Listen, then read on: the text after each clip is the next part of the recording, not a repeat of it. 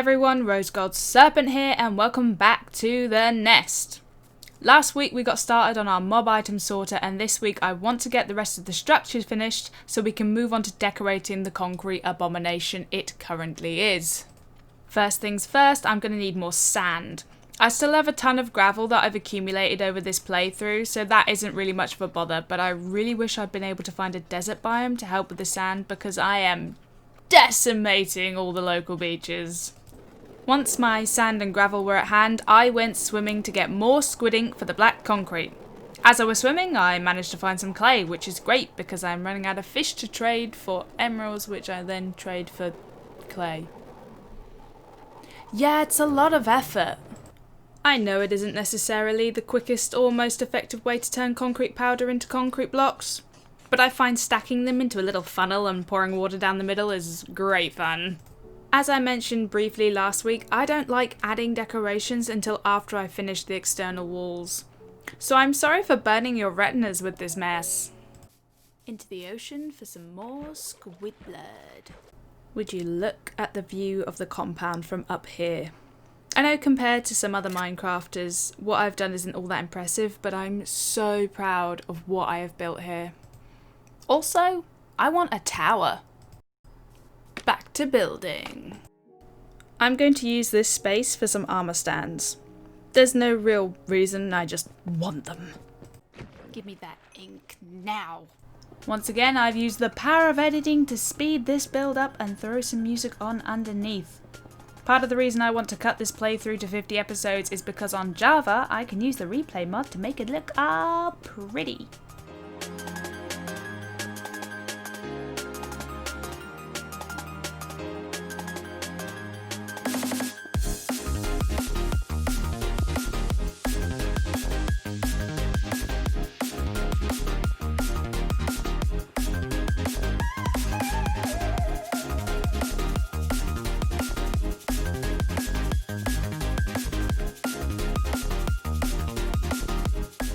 And here's where we're at so far. Currently it's just a big black and white square with that weird jutty outy bit that I'll make into something at some point. But never fear, I will continue until it looks at least, half decent. I spent so much time in the ocean for this build I lost all fear of it. Drowned no longer concern me. My only thought is of squids and how long this ruddy thing is taking. I have seriously underestimated how much sand I'm going to need for this build. I'm currently doing more damage to the shoreline than erosion ever could, but I'm not in the mood to hunt for a desert quite yet. Up, up, up we go, up we go, up we go, up we go, into the sky. And here's how it looks at night. Oh, I need to put some torches in there. Yeah, that's a thing I gotta do. I am having a really good time with this build. Collecting materials can get a little tedious, but it's not the worst thing in the world.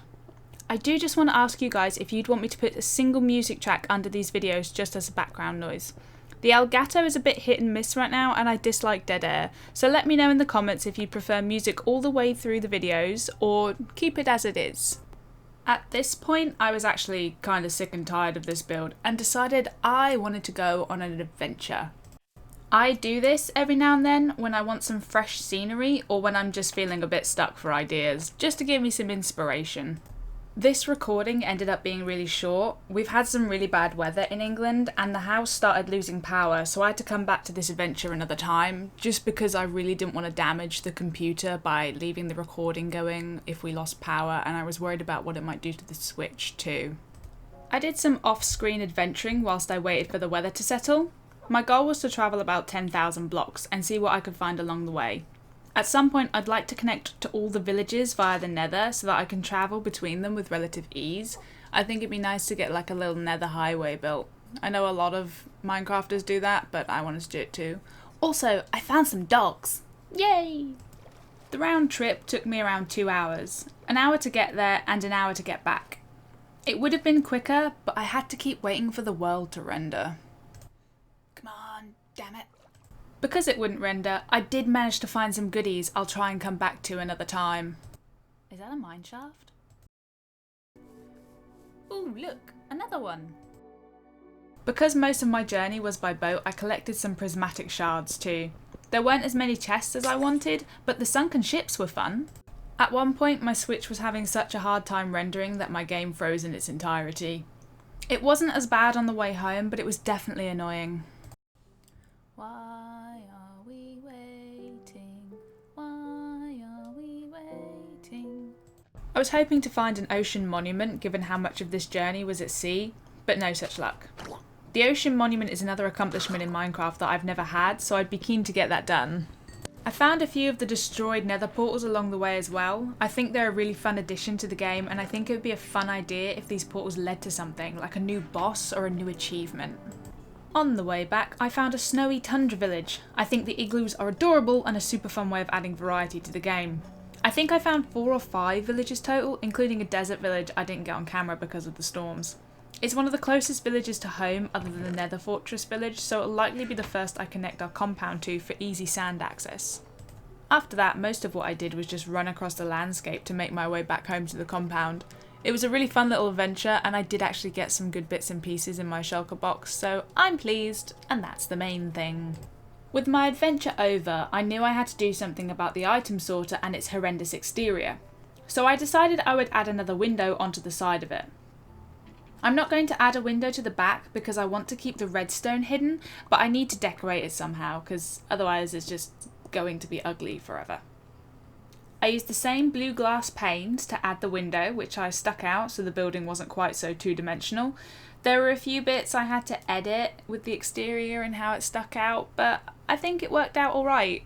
I mean, it's ugly, don't get me wrong, it is an ugly building, but you know, you live and learn.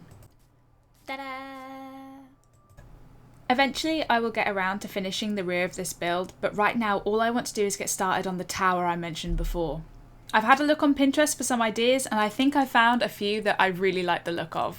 I want this build to be the biggest and hopefully most detailed build I've done so far, which means it'll probably take the longest to build, so I'll be doing it on and off screen. There's no way it'll be as good as the image I found, but the only way to learn is by doing, so let's get cracking. I'm going to make the main structure of this tower out of stone brick, then decorate it with wood to get the main and bigger parts ready before adding smaller detailing. So first I need to smelt all of my cobble into stone and chop down plenty of trees. With the stone bricks ready, it was time to start laying down our foundation.